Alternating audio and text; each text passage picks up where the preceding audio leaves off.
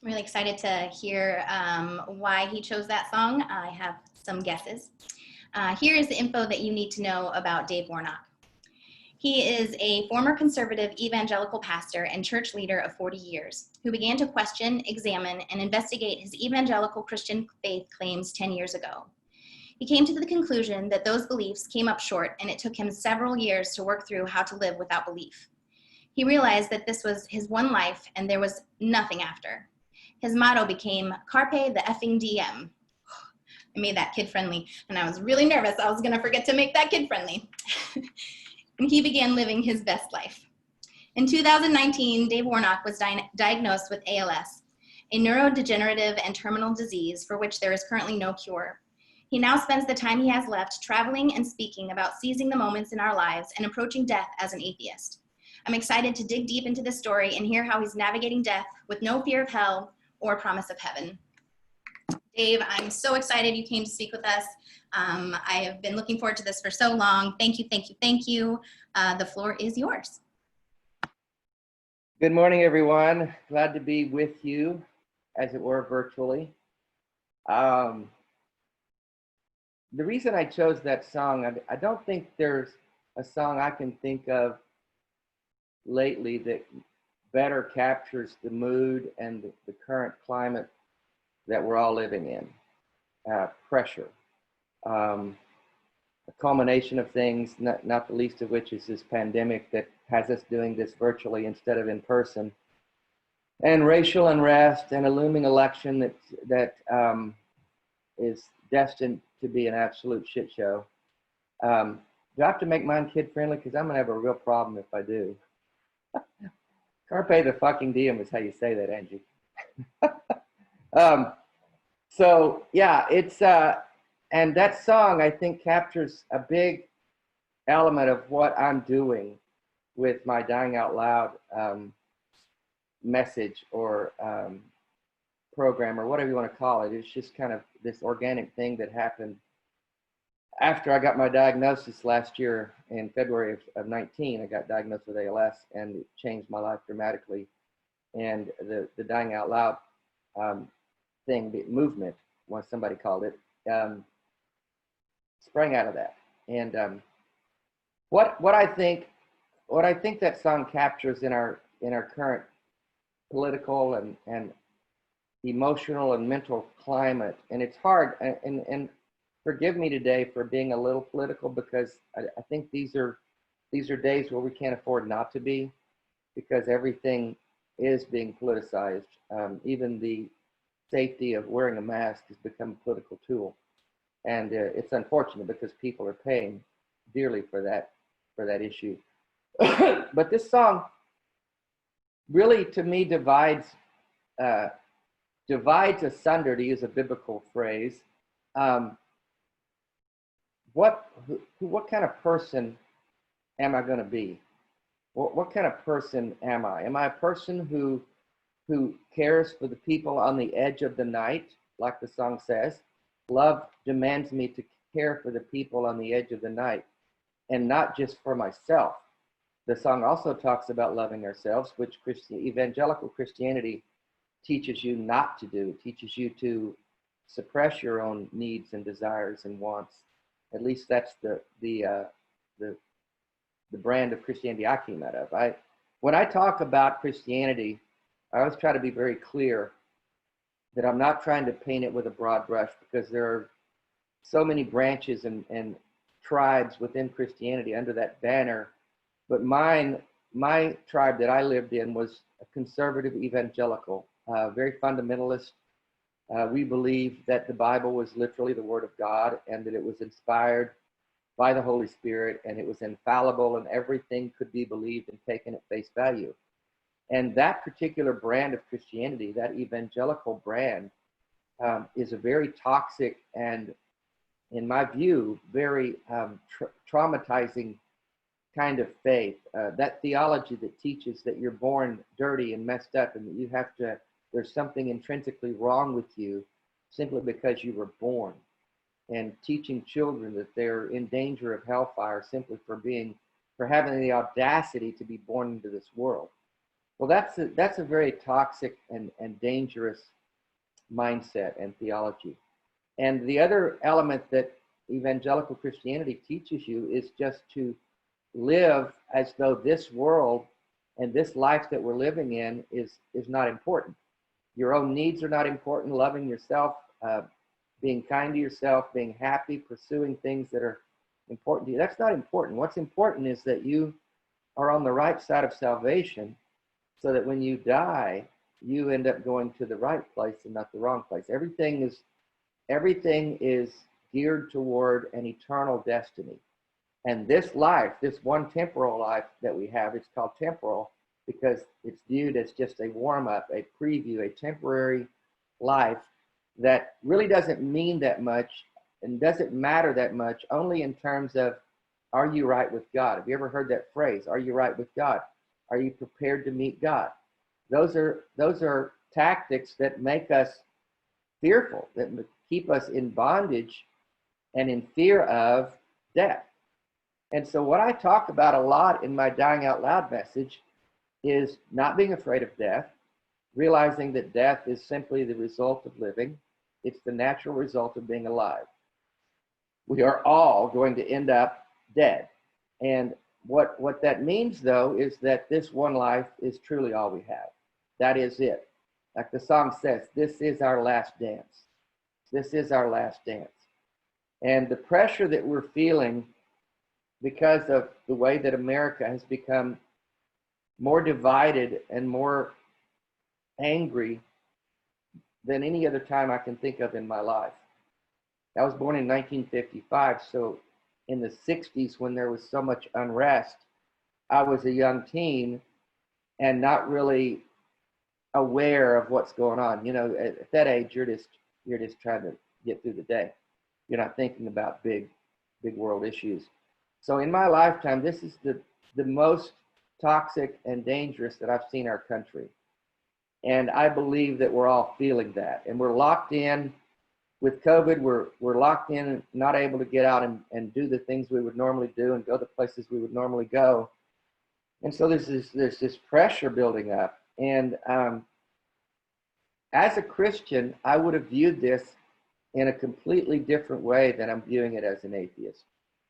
And if you, how many of you, by the way, are at least familiar with my story a little bit? You've seen a show or a podcast or anything, just a few. So I don't like to go back over the whole thing every time I talk, because if you really want detailed information on the life and times of Dave Warnock, which I'm sure everyone wants desperately, there are a plethora of podcasts and YouTube shows on my Facebook page that you could spend, and I expect every one of you to do this, the rest of the day today, watching hours and hours and listening to hours and hours of me drone on incessantly about me.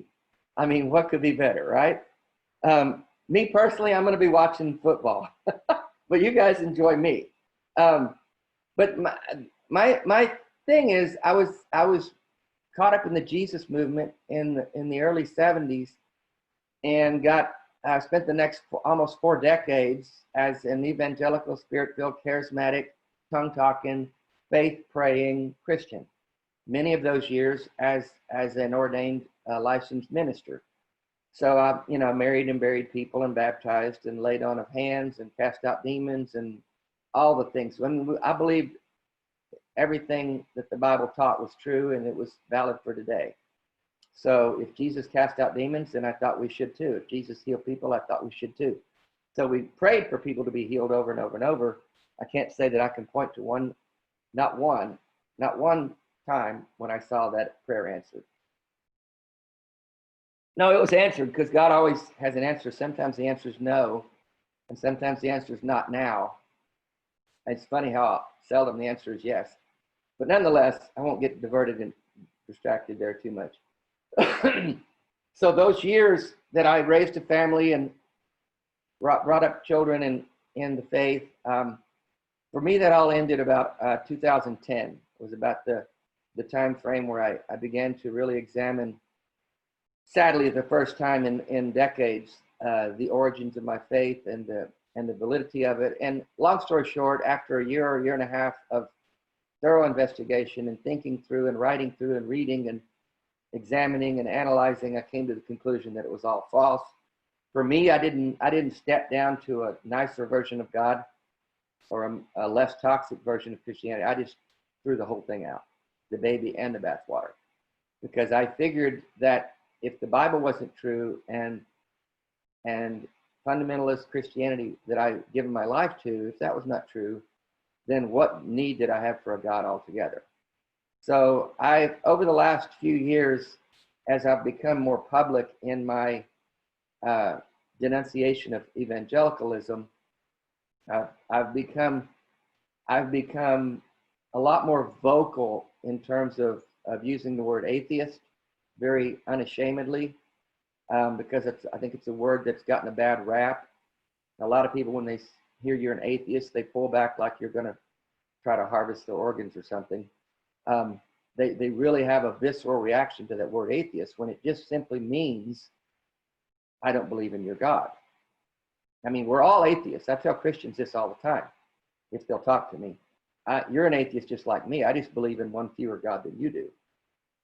I mean, that's the reality. They don't believe in Thor or the flying spaghetti monster or Muhammad or any of those gods. So, let's call it what it is. So I'm trying to take back that word, to give that word less, for people to realize that we as atheists, and I'm not saying you should use the word, you use whatever. I'm a humanist, I'm an agnostic, I'm many things.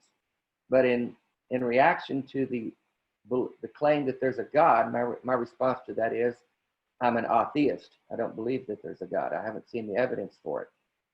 I was visiting when I mentioned I was caught up in the Jesus movement in the 70s, I went back to West Texas where I was when that happened, when Jesus hijacked me is what I like to say. I met with some old friends that I was in the faith with back in those days, in the early 70s. And some of these guys I hadn't seen since like 1975, 76. And it was very interesting. And they wanted to know, they were going to get together, but they really wanted me to come because all of them lived a lot closer than me. I drove 1,800 miles round trip to do that. But they wanted to kind of pick my brain or hear from me what had happened to me. And I can honestly say that in the 10 years or so that I've been an atheist, whenever Christians have wanted to talk to me about that, or even my old friends, most of whom have left in terms of relationship,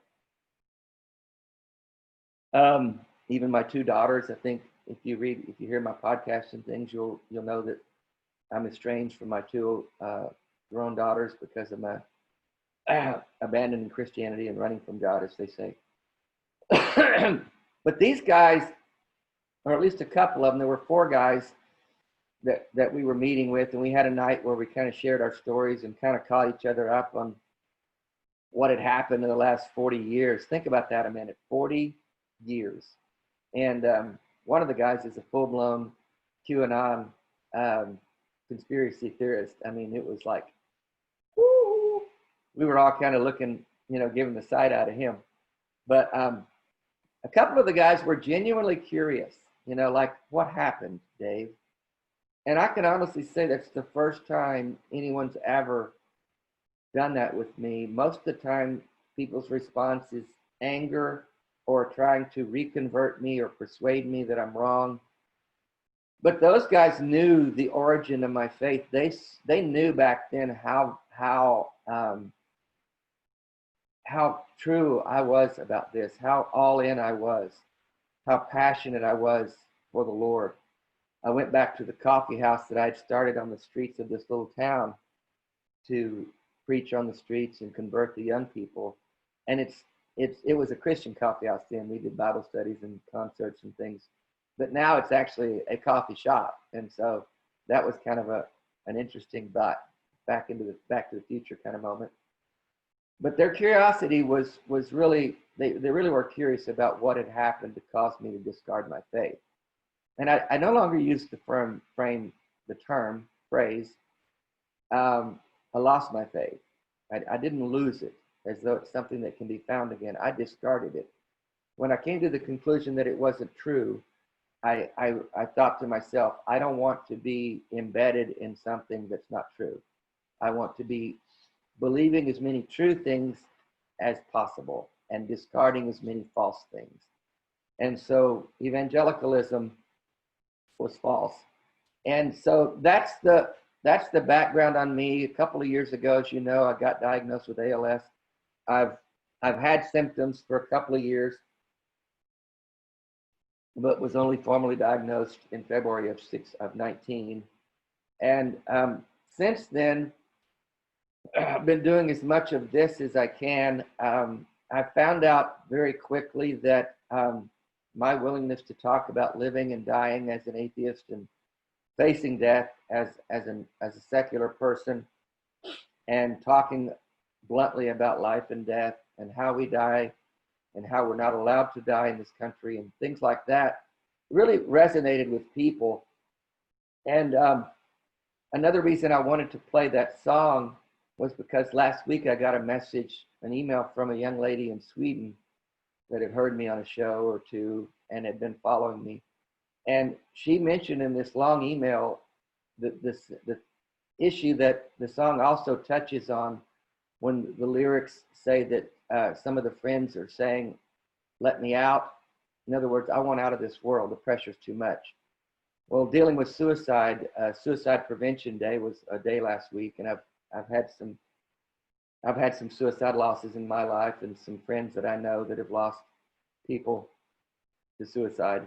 But this young lady in Sweden told me that she had been suicidal and suffering from deep depression, and had some drug addiction issues she'd overcome, and ex-Christian, and the trauma. She had been traumatized by her evangelical Christianity. And she had this long email, and she said that listening to me talking about the beauty of life, which when I talk about dying out loud, it's more honestly, it could be called living out loud, because my whole point is that there is beauty in life and that there are beautiful moments to capture. And if we're looking for them and if we're making room for them, they will be there. And that's the point. Even when the pressure is so intense and the stress is overwhelming, we can find ways to pull out of it and to find moments that have meaning and to find the beauty and the joy of life. And this young lady, it moved me so much, it brought me to tears, as a lot of these messages I get do. And that's just one of many, many, many that I've gotten over the years. I mean, over the months and year and a half or so that I've been doing this.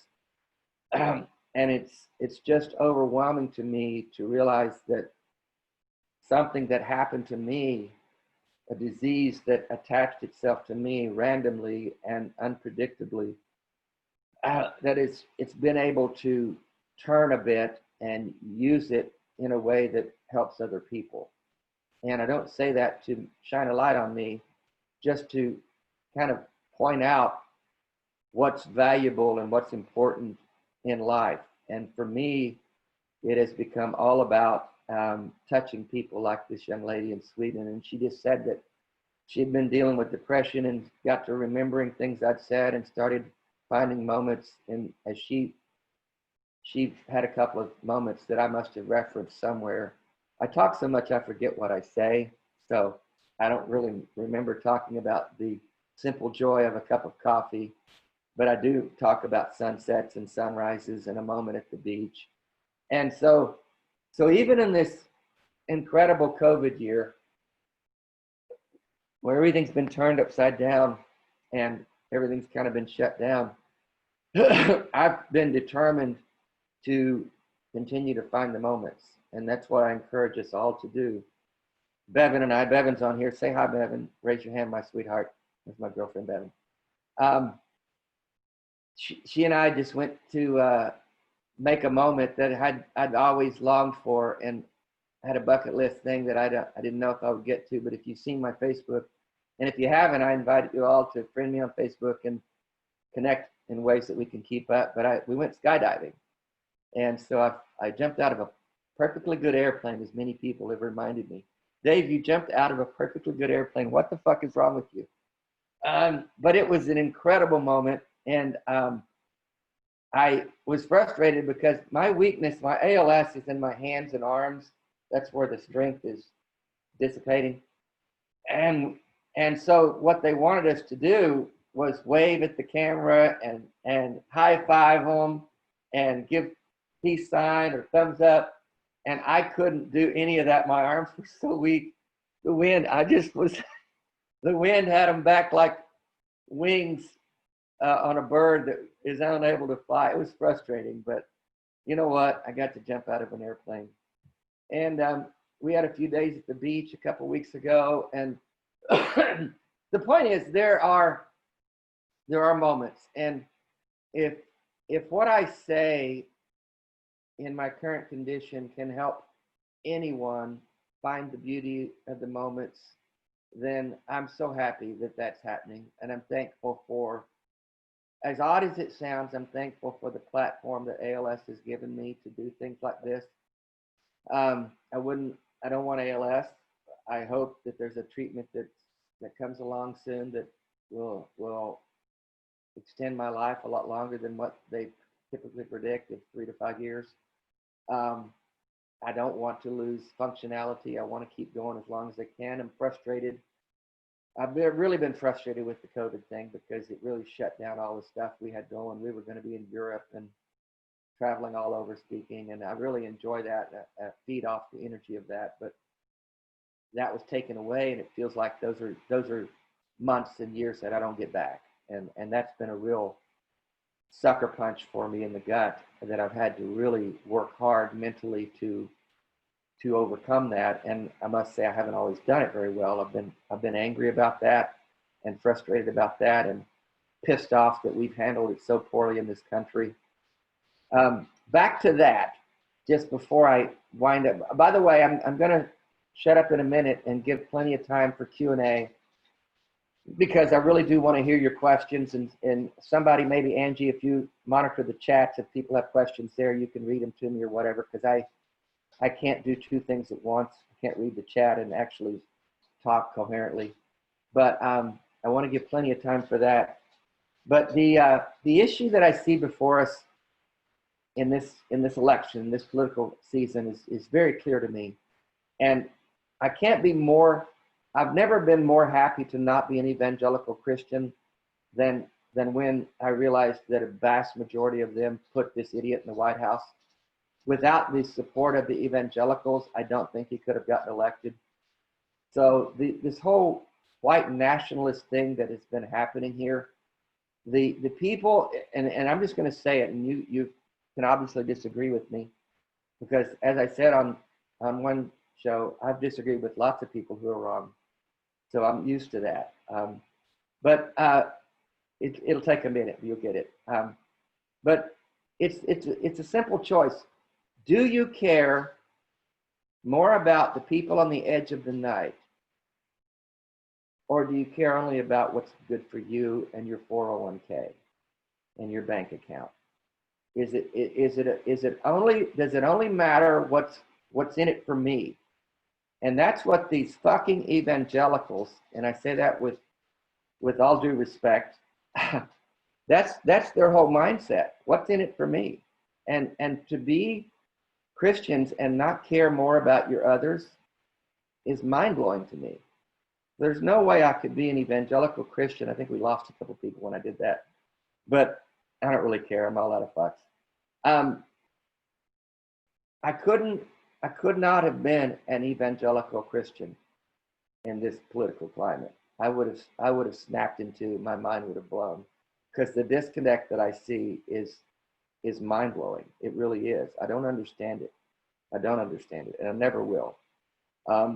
So I think it's imperative for us to, this election is, I've never seen anything more important in my life. I don't know if we can handle 4 more years of this guy and what he might do, not only to this country, but to the world. On the flip side of that, if it's a close election, he's going to claim it's stolen and it's fraudulent and there's going to be possible civil war. I don't even know. And I'm not an alarmist at all. I've never been that way. But I've never been more alarmed than I am now. And I don't know what we can do as individuals, but I do know this: we each have one voice. And if we're not using our voice, someone else's voice is going to drown it out. And that's why I think it's important to speak up and speak out. That's not the main thing, but it's a big thing for me right now. And I do realize each of us is under a great deal of pressure, and we can only do the best we can do. I live by a phrase that I heard from Maya Angelou last year, and it's simple. It says, do the best you can do until you know better. And then when you know better, do better. That describes my exit from Christianity, because I thought I was doing the best I could for all those years. And then when I learned that there's a better way, a more ethical way to live that doesn't divide people into good and bad and right and wrong and black and white, but that embraces all people, straight and gay, I'm much more ethical as an atheist than I was as a Christian. And I say that all the time because I believe it's true. Because I don't judge people based upon things that the Bible indicates are separators. I don't separate people, and I don't look at people as a commodity to be bought and sold. And so when I did find that there was a more ethical way to live, I changed. And that's all we can do. When we realize that what we were doing is wrong, we just change. And so that's what I believe the most important thing is in life is being open-minded, being curious, and being teachable and changeable. It takes a lot of courage. If you've abandoned your lifelong faith or your childhood faith or something that you believe with all your heart, if you've abandoned that and moved on, it took courage to do that. And you need to know that about yourself. You need to give yourself credit for that. It's not easy. It often costs a lot. It did for me, and I know it has for some of you. But it's worth it to feel like you're doing the right thing.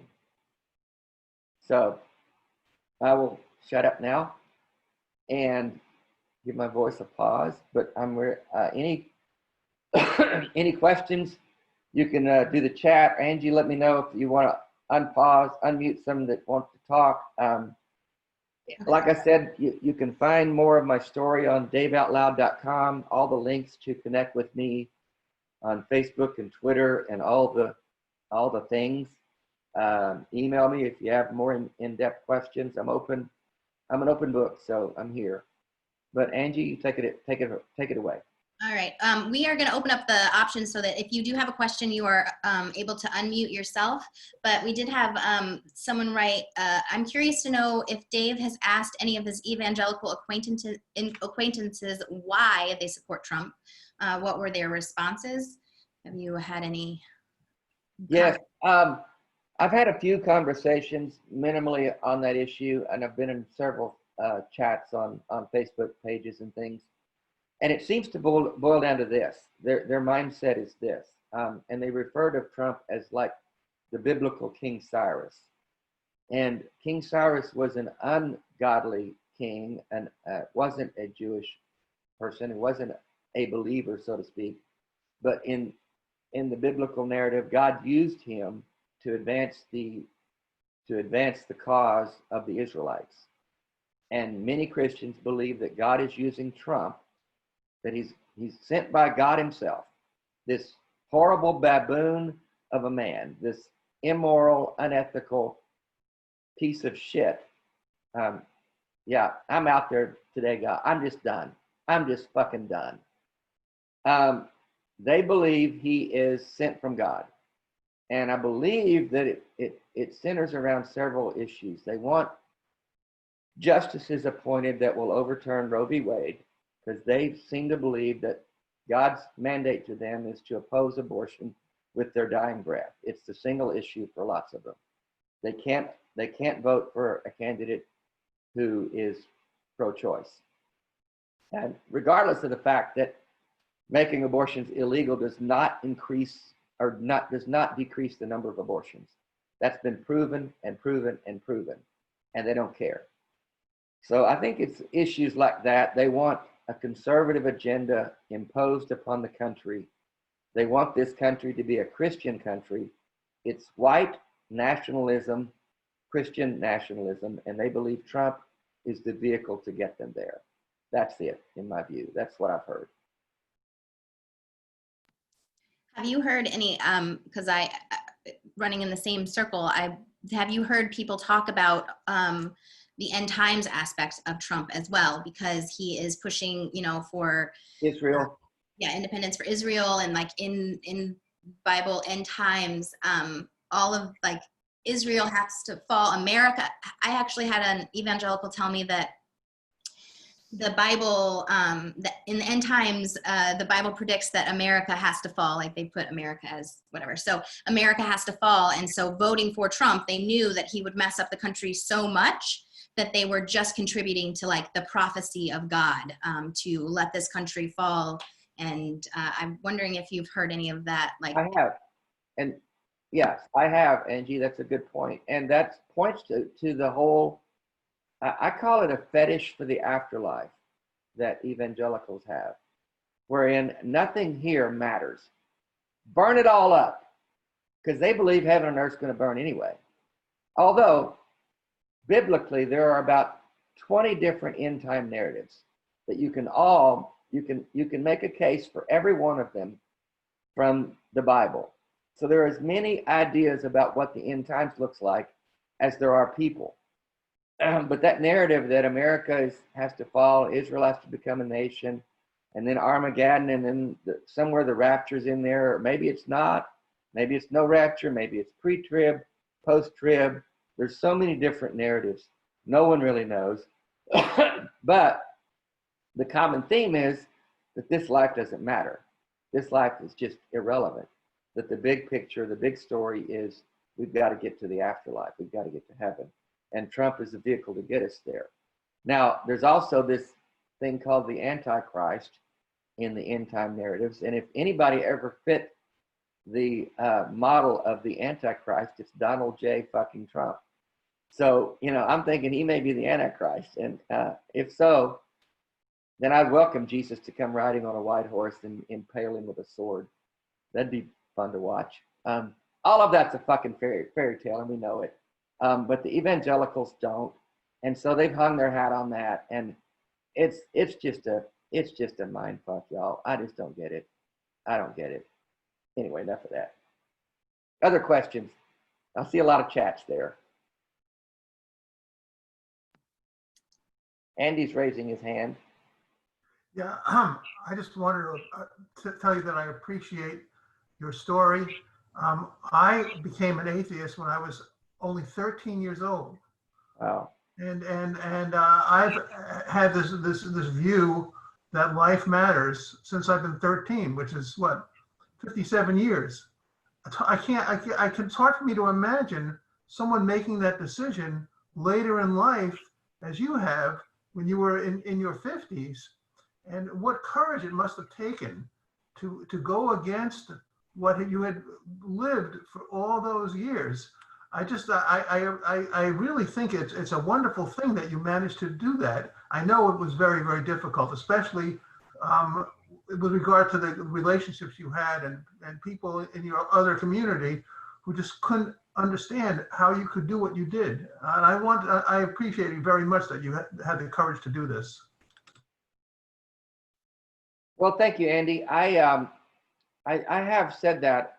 I've realized that it does take courage, and I've told people that, and it really helps people deal with the guilt and the shame that we kind of wallow in coming out of that, because there's also a tendency that we could really dwell in regret a lot, which is very unhealthy to live with regret. It's a very costly emotion, and that's why I try to point back to the Maya Angelou quote: "Do the best you can do until you know better." And so I appreciate you saying that, Andy, but really it's just a matter of being true to your convictions and being honest with yourself. And you have to come to a place where what's more important, trying to maintain relationships under a false pretense, or to just be honest and let the chips fall. And that's what I did. And I became very open about it with my friends and family right out of the gate. And I do know there are people who stay quiet and stay in the closet, so to speak, which I respect that decision too. It's everyone's personal choice. But for me, it was important for me to be honest with my friends and family. And it did come at quite a cost in that regard. And that's just part of the deal. But what I've gained is a brand new community of people in real life and online that I've gotten to know over the last few years that have been some of the most precious and important relationships in my life. So it's a trade-off. Everything we do is a trade-off. Before we do run out of time, and I want to make room for more questions, and some of them may have to do with this matter, but I always like to touch on the method of dying that we have in this country, or more importantly, don't have in this country, and the options that are not available to a lot of people. I work with an organization that reached out to me last year after hearing some shows and stuff, called the Final Exit Network. And if you've not heard of them, I encourage you to click on the link on my website to their organization. It's a great group of volunteers. It's a nonprofit organization that helps people with my situation, helps people in terminal situations have options in terms of how we end our lives and when we end our lives. It gives me the control. It gives me the power. And, it's tough to talk about. It's a subject that Bevan and I struggle with a lot, is because we're talking about my impending death. But the reality is, ALS, if we don't find a cure or a treatment, it will go into a very, very bad and dark place. And I will lose the ability to do anything and everything. And for someone like me, who's been independent and self-sufficient my whole life, that's not a place I'm really anxious to get to. I want the option to be able to end it before my quality of life gets to a place that I'm not content with it. And so that's what Final Exit Network does. It doesn't require me to live in a state where dignity death laws are in place, and there's a lot of options there. But you can find out more about that if you're curious, for yourself or for a loved one, on the website.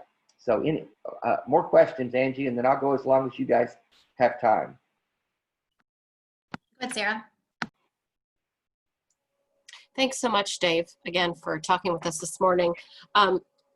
In leaving my childhood religion, how I was raised, and I'm so sorry that you're estranged from your daughters. That is awful, and I hope that changes in the future. But one of the hardest things for me was finding comfort, because I was raised knowing that, God was my comfort and turning to him and all that stuff. And I have never had to deal with the terminal illness. And I'm just wondering what kind of strategies you use for comfort right now with your anger and grief and everything. Mostly bourbon, gin every now and then, but comfort is a hard thing to find, and you do have to learn. Like you said, it's as a Christian, you have that security blanket up, for lack of a better term. And I don't mean to be dismissive of people's mindset there, but in essence, that's really what it is. It's this idea that there's someone there that's got me in the palm of his hand. And when you realize that's just not true, and it never has been, then you have to learn to take care of yourself. And you have to give yourself permission to take care of yourself and to write. And one of the things I learned when I was coming out of that is that you have to take the pen back from whoever you had given it to and write your own story. As Christians, we're taught that God has the pen and God is writing our story. And God has a wonderful plan for your life, blah, blah, blah, blah, blah, blah, blah. The truth is that's not true. You're writing your story. You control your own destiny. You're the one in charge, and you have to give yourself permission to take care of yourself. And that's really hard to do when you've been taught your whole life to deny yourself. Deny yourself, deny, deny, deny. And then the other source of comfort for me has been the human interactions and finding a tribe, a community of people who are like-minded, who have been through similar traumas, and having people in my life who get me and who accept me just as I am without one plea. No, that's a song.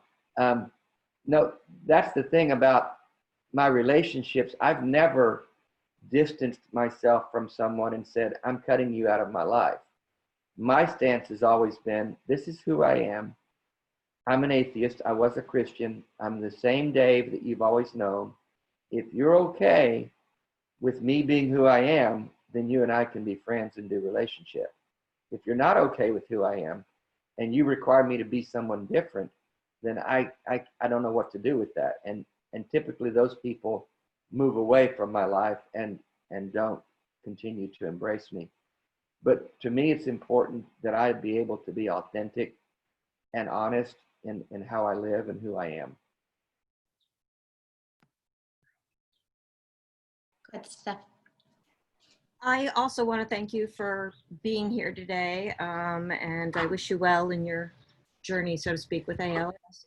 But I still consider, I grew up as a Lutheran, Evangelical, ELCA Lutheran, for anybody who knows what that is. And I felt I was brought up very much to care about others and to not judge people for whatever religion they had or didn't have. I feel very fortunate with that because I do know that there are certain parts of the Christian faith that are not like that. Right. I appreciate you saying, hey, this is where I'm coming from. This is the part of the Christian faith that really is bad, if you want to say it that way. But to say that not every Christian is bad or their faith is bad. So thank you. Yeah, I appreciate you saying that because I do try to make it a distinction every time I talk to make sure that I'm talking, that people understand that I'm not just painting everything with a broad brush, because I have a lot of progressive Christian friends who are as open-minded as I am about the things that really matter. They just still believe in a God, and I'm fine with that. I don't really care because you're not doing any harm to anyone. It's when you start imposing your beliefs and demanding that people live in a certain way and trying to get laws enacted that coattail with your particular brand of faith. That's when it becomes toxic and dangerous and harmful. Exactly. So that's why I always try to make that distinction. In fact, you mentioned that one of the guys that I had that reunion with was really my best friend all those years ago, and we'd lost touch over the years, but we really reconnected. And he's was a Lutheran pastor all these years, and he's retired now. But another thing we all realized when we got back together is, holy shit, we got old. I mean, we literally had trouble recognizing one another when we.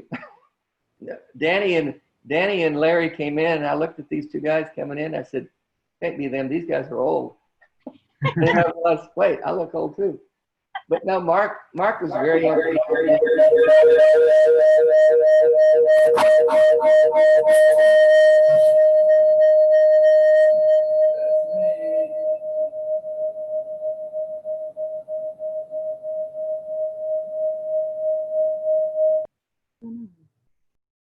But yeah, he's a retired Lutheran minister, and he's very open-minded about, and he was very accepting of my journey, and we still are friends, and we're going to get together at his place. He lives outside Tulsa. So Bev and I are going to go see him on one of our road trips. But that's an important distinction, Steph, and I appreciate you calling attention to that. Thank you. Nathan M says, Dave, you mentioned you are estranged from family. What success have you had with connecting with them? What methods have you used? He said, I try sharing critical thinking, but it's hard to not get a defensive response. What have you found? I've got a lot of my family members do still what I would call have a relationship with them. In other words, I can reach out to them and talk to them if I want to, or they can talk to me. And we've had several go-rounds over the years, especially I've got an evangelical pastor brother. He pastors a church in East Texas, and he and I've had a couple of go-rounds where he tried to convince me I was wrong and so on and so forth. It didn't go well. But my daughters just don't talk to me at all. So I don't have any or methods there that I can use to try to rebuild that. I've tried early on for several years. I tried a lot to re-engage with them and to convince them that we could still be relationship and still disagree about things. You know, you can do that with people if you both choose to. So other than just being honest with people and talk, I mean, the rest of my family, we just don't talk about pretty much anything because they're conservative, evangelical. I'm sure they're Trump voters. Well, I know several of them are. And there's just no point of connection there. So I've really, just sad to say, I've quit trying to re-engage because I just got my head bloody from beating it against the wall. Yeah, that's been, I think, similar experiences to a lot of us that have left, where it eventually, like, you try really hard in the beginning, like real lot of motivation, and then it's kind of like, oh, all right, we need to kind of let this one go and let everyone believe what they're going to believe, because it's not so easy to convince them. Right. Shana wrote, why do you think Trump supporters believe racism has already been solved in the United States? Because they want it to be solved. The Trump group feels a lot when I see them talking. It sounds a lot like the talk I used to hear in the evangelical circles. You just say, if you say something's true long enough, then it will be true. And if you want something to be true, you just talk about it as though it's true. There's this suspension of belief. There's this disconnect with reality. And they do that with COVID and the masks. They do that with racism. It's whatever you want to be true. If you want Jesus to be your sky daddy and he's going to come on a white horse and save the day, then it's true. If you want whatever to be true, that is true. So yeah, let's just say racism's not an issue anymore. Let's just say it. Okay? There, it's true. I think this is going to be a similar answer, but the question is, I'm also a former evangelical independent Baptist variety. Ooh. Many evangelicals also believe he is a man of God. Have you spoken to any of that view? No. If I haven't talked to anyone directly who makes that claim, I think that's such an audacious thing to say when you hear the words that come out of his mouth and you watch his behavior and he holds a Bible like it's on fire. And he's a man of God. And if people said it to me, all I would say is, have you even read your Bible? And just shake my hand and walk away.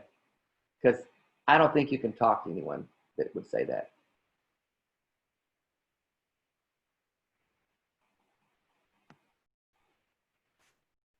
We have a couple minutes left. Does anyone have any last questions for Dave? If you're looking at the chat, I haven't looked at it, but then if any of those questions. I tried to read through any that were questions. There were some that were comments. This one was, I was a fundamentalist too and never understood the pleasure so many seemed to have thinking about God punishing sinners, which was definitely a view. Well, the whole thing about hell, I mean, that was an issue. I think I let go of hell long before I let go of the whole thing. That concept is just mind-numbing to me, that the God of love of the universe would create a place called hell. And I've made this reference, and one of the guys, Danny, one of the reunion guys from years ago, referenced it because he'd seen it on one of my talks. But I referenced this conflict of the idea of hell and who goes there, and the notion that the Christian theology makes room for the scenario to be true that says that Anne Frank is in hell and Ted Bundy is in heaven.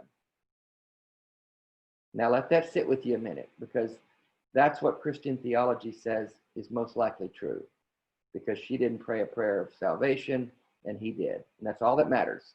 That's all that matters. And Danny mentioned that, and said that this was a sign of God's unconditional love. And I said, really? For who? And he said, for Ted Bundy. And I said, well, what about poor Anne Frank? Did she not get any of that unconditional love? And he said, well, you know, God is a God of justice too, and blah, blah, blah. You've all heard that shit. But that kind of thinking just blows my mind. And I want nothing to do with any God that has anything to do with any of that. Bev wrote, there are very promising treatments on the horizon, including a stem cell treatment that some of our friends had impressive results in the trials. But none of these are available without FDA approval, which currently is an absurdly long process. But there is hope. There are two bills, one in the House and one in the Senate, that will expedite the FDA approval. She says that we can help immensely if we go to this link that is in the chat. And we scroll down to the part about Congressional Action, read the details about what we can do to help. No donations are required. Contact your local representatives. These are things in the Ethical Society, like we like to have actions behind the topics. So go ahead. Yes. Sarah, can you unmute Bevan? Myself. I didn't realize I had to mute myself. Yeah, I'm going to put up, when I was typing, it unfortunately hooked the word scroll to that link, so the link's messed up. I'm going to type the correct link. But yeah, that's, I'm not really crazy about the way this website has set up the information, because it's really down the bottom of an action page, but it's actually the most important thing that can be done right now, because what a lot of people don't realize is that these trials for pretty much all drugs take really about 10 years from start to finish. 50% of ALS patients die within 3 years. 80% die within 5 years. They don't have time to wait 10 years for a treatment to become effective. Dave is really blessed in that he has been considered slow progressing compared to a lot of people with ALS. Unbelievably, because it's supposed to be a rare disease, have a cousin that was diagnosed about 6 months ago with it, and he has progressed much more significantly than Dave has, who's had it for over 2 years now. But he cannot get these things that we are seeing in trials right now. We even have a stem cell treatment that's almost completing a phase 3 trial in October. Dave and I have met people who've gone through this trial, and they have had significant results from it. And that's unheard of in the ALS world. And yet Dave cannot get that treatment. Even the people who are in the trials cannot continue that treatment because there's no funding. And so they're now progressing again, even though the progression stopped during the trial. So it's just horrific. But fortunately, there is a organization called IamALS.org. They're doing a lot of things, but what they did do is they got 2 bills introduced, one in the House, one in the Senate. It does 2 things. One, it expedites the trials the same way we've got these vaccine trials right now, where they aren't even really going through much of a phase 3. They're just trying to find out, is it safe and does it sort of work, so they can get it out to the community. Well, these trials, once they determine it's relatively safe, they don't need to go through years of testing. You're talking about these people are going to die anyway. And so one of the bills, and this is not even for ALS, this is for any terminal illness that is diagnosed terminal, to be able to hasten these trials so that people can get these drugs if they're showing that they're working. The second bill provides funding so that during the trials, if it's showing that it's working, they can be paid for. For example, these people that went through these treatments and it worked for them, but now they can't get it because it's not FDA approved yet, they would still be able to get the drug because it was proven that it worked for them and that they can still receive treatment. So again, this is great for ALS, but the way the bills are written, it incorporates anything that is related to a terminal illness because people just can't wait 10 years. So anyway, that's just my little blurb, but I find it's kind of bogged down on the website as far as trying to read and understand it. So I just wanted to put that in there because that, believe it or not, is really the best hope Dave has. When people are like, who can I donate to? I'm like, if we don't have these bills passed, it doesn't matter how much studies we do, people are still going to be dying, you know, and let's get these bills passed so these studies can come to fruition a lot faster. Thank you for explaining all of that. And there it is. The link is There it is. I am ALS. Put it in there correctly. Thank you.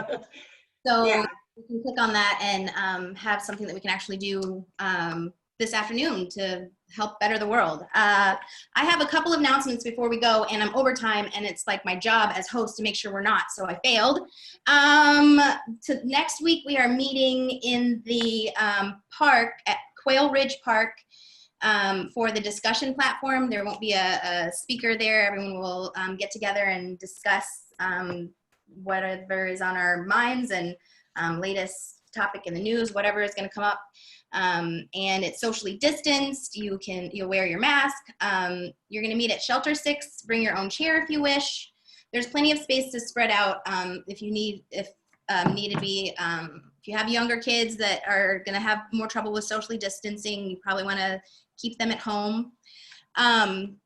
The next couple of weeks, we have some exciting speakers coming up. We have Paul Halpern. He wrote Synchronicity, the Epic Quest, guys, to understand the quantum nature of cause and effect. So that's going to be a really cool topic. The following week, Cicely Burzak is going to be talking to us about she went to, did a semester abroad of learning in Ghana, and she's going to talk about her experiences there right before COVID broke out and kind of rushing home and all of that. So I'm excited to hear how all of that went.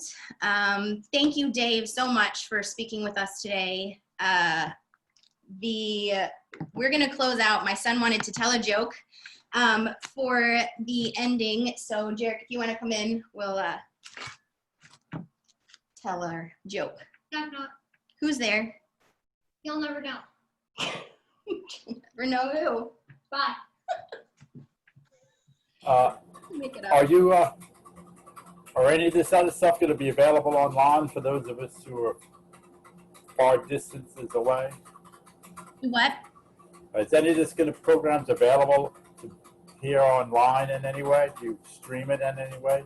Yes, we do have a YouTube channel that we're gonna be posting this to, and we post all of our platforms. And then if you want to reach out to Jill all there. Go ahead. Yeah, it's ethicalsocietymr.org. Ethical Society MR. Ethical Society MR stands for Mid Rivers. Okay. Thanks. And that'll have the YouTube links too, huh? Yeah, I think that is it for business. And thank you guys for coming today. This was amazing, and it was wonderful to see your face, Dave. I wish it could have been in person, but maybe soon, maybe soon. Yeah, maybe soon. Let's do it. Maybe next year. We hope to be able to get my traveling schedule back up and running. It looks like I'm going to be around longer than maybe originally I thought I was. I thought jumping out of that airplane would do it, but we ended up landing safely. So I'm still here, and maybe next year I can travel and see you guys in person. You guys are a great group. Please come. Thank you for having me. Bye. Thank you, Dave. Bye-bye. And thanks, Angie. Good job. Yep.